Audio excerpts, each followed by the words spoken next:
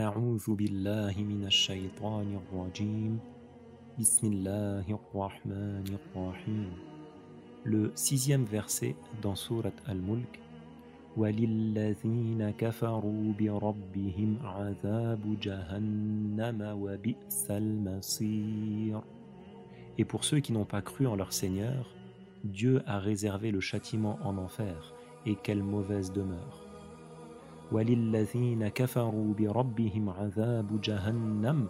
Et ceux, humains ou djinns, qui n'ont pas cru en leur Seigneur, Allah leur a réservé le châtiment de l'enfer. Le feu de l'enfer, c'est un feu qui est intense.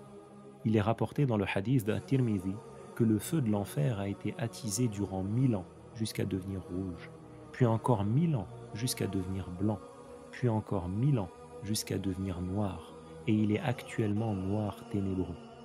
En enfer, la taille du non-musulman est immense. Sa molaire, cette dent-là toute seule, elle est de la taille de la montagne de Uhud à Médine, et elle sera rouge et brûlante. Son châtiment, il ne sera jamais allégé, pas même un seul instant. Le châtiment du non-musulman en enfer ne s'arrête pas et ne diminue pas. Allah a révélé ce verset dans Surat Al-Mulk pour que ce soit un rappel, pour que l'on craigne le châtiment de Dieu, pour que l'on fasse les obligations que Dieu nous a ordonnées et que l'on évite les interdits. Celui qui craint Allah va fournir les efforts pour œuvrer pour l'au-delà. Il est cité au sujet de la sainte Nafisa, qu'elle avait creusé sa tombe chez elle. Elle y descendait durant sa vie, elle y faisait la prière, elle y récitait le Coran jusqu'à l'avoir récité dans sa tombe de nombreuses fois avant son décès. Elle jeûnait les jours et elle veillait les nuits en prière recommandée. Quand elle était mourante, elle jeûnait ce jour-là. Et alors qu'elle était sur son lit de mort, on lui a dit « Et si tu rompais ton jeûne ?» Elle a répondu « Vous êtes étonnant.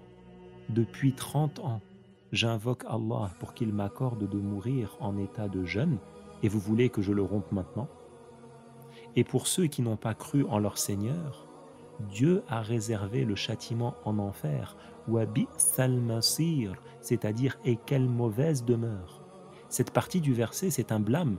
Allah a cité la destination qui attend les non-croyants, le châtiment en enfer, puis il a blâmé cette destination. Le châtiment en enfer est intense. Il a lieu par le feu, mais aussi par le froid. Allah a créé en enfer un froid terrible qui s'appelle Az-Zamharir. Le feu de l'enfer a pour combustible les hommes et les pierres, et il est à la charge d'anges qui sont forts et qui ne désobéissent pas à Dieu dans ce qu'il leur ordonne.